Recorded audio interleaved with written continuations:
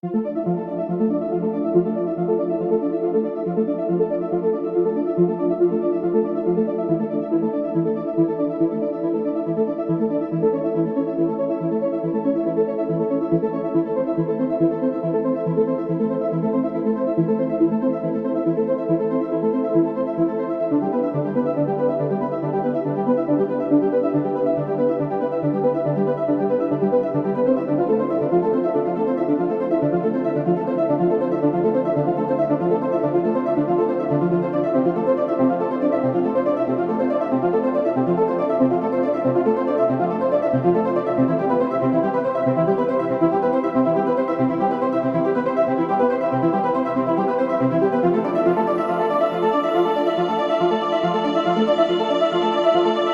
so we're about to drive out the National Forest Road here, which is actually Briggs Valley Road, Taylor Creek Road. It's got a couple of names.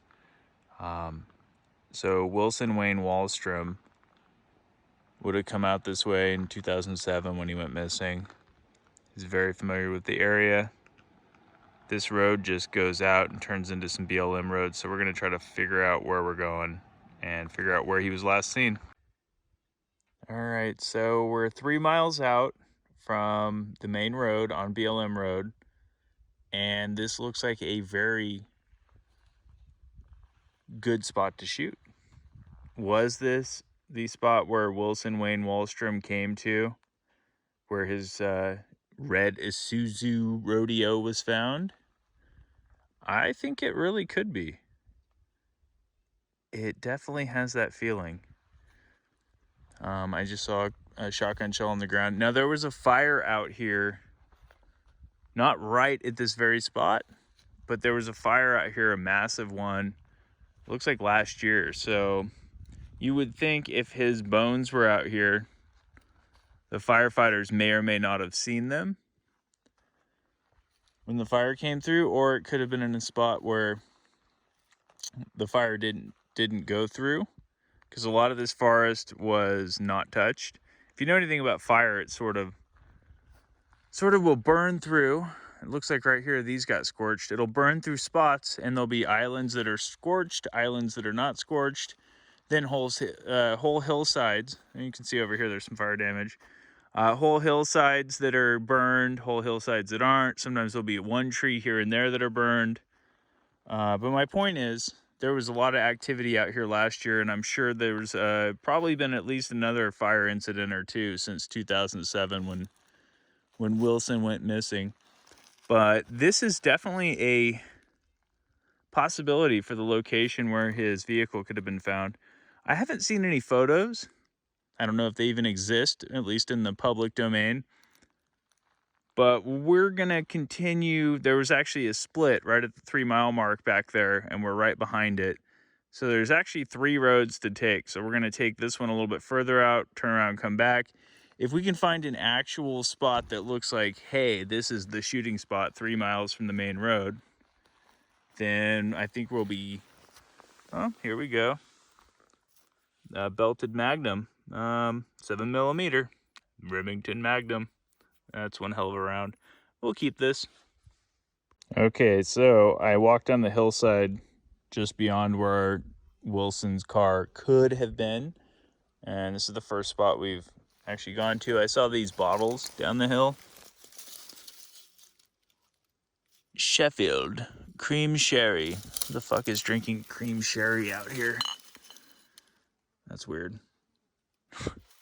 And then, near the sherry bottles, is a headless squirrel. And it's fresh. Now, what kind of animal eats the head off a squirrel? This is a big squirrel. I'm not going to touch it, but this is a big fucking squirrel. What kind of animal eats the head off a squirrel, leaves it down here? Serial killer? Hillbilly? Rabid hillbilly serial killer? Probably. There we go. We'll get a nice shot of this. Headless squirrel. Okay, so we actually took all 3 branches from the intersection, and this is the shooting range. This is 3 miles out from the road. I have a feeling this is the spot. The first place we parked with the headless squirrel, I don't think that's where his car was.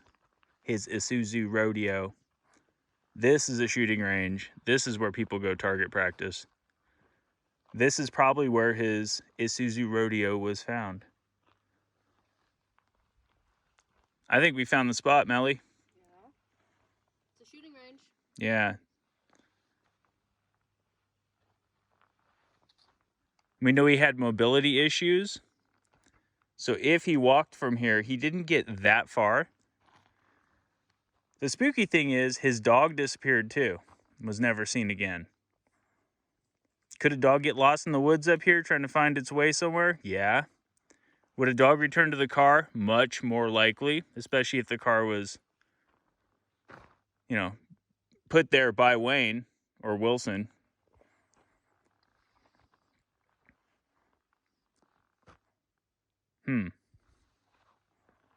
This feels like the right spot. Explore a little bit here. All right, so a likely scenario would have been that Wilson Wayne Walstrom parked his Isuzu Rodeo right over there, or possibly over that way, was shooting here, and his dog Brutus may have seen a deer or a squirrel, headless squirrel, we don't know, and may have chased it down a hill in one of these, could have gone any direction here. And Wilson may have gone after his dog, gone further than he could make his way back from.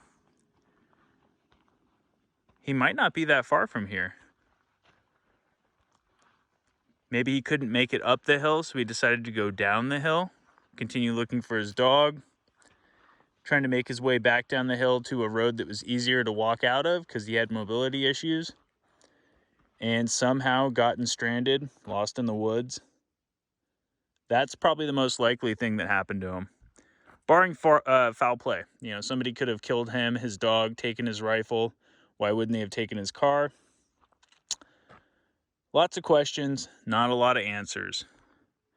It's really remote up here, though. We haven't seen another person all day. And it's deer hunting season. We did see some evidence of a deer kill earlier. It appeared that the deer was butchered. We found bloody gloves. Bloody gloves. I didn't film that, though. It was kind of anticlimactic. All right. So one more thing is I am all for target shooting. I'm glad our public lands are open for that. But a lot of garbage gets left behind. And it doesn't take that much effort to pack out what you bring in. So this is my public service announcement. Don't be an asshole and leave garbage like this all over the woods. That's one of the reasons why a lot of California public lands have been closed to the public. Luckily, Oregon hasn't started doing that yet, but they will. Bureau of Land Management, the National Forest Service, they don't look kindly upon target shooters who leave garbage like this everywhere. It's disrespectful, and it shows an un-American, unpatriotic attitude. You must not love this country that much if you're willing to leave garbage everywhere. Anyway, don't litter. Don't be a fuckface. Oh, in the state of Oregon, it's a $6,250 fine, and it's a misdemeanor to Oregon. Or misdemeanor to litter. So, yeah. Okay, it's time to go somewhere else. We're going to go back to the main road and see if we can find another spur. Okay. Okay, so we're a little bit further out from where I believe Wilson's Isuzu Rodeo was stashed, left, abandoned. Who knows? And most of this area has been touched by fire, which is a good thing for our search. Objects that were previously hidden are exposed by fire, and a lot of this was really overgrown to the point where it'd be really hard to hike around here, and it's been exposed. We're gonna go poke around in areas that you didn't used to be able to get to. And we're going to see if we can find anything.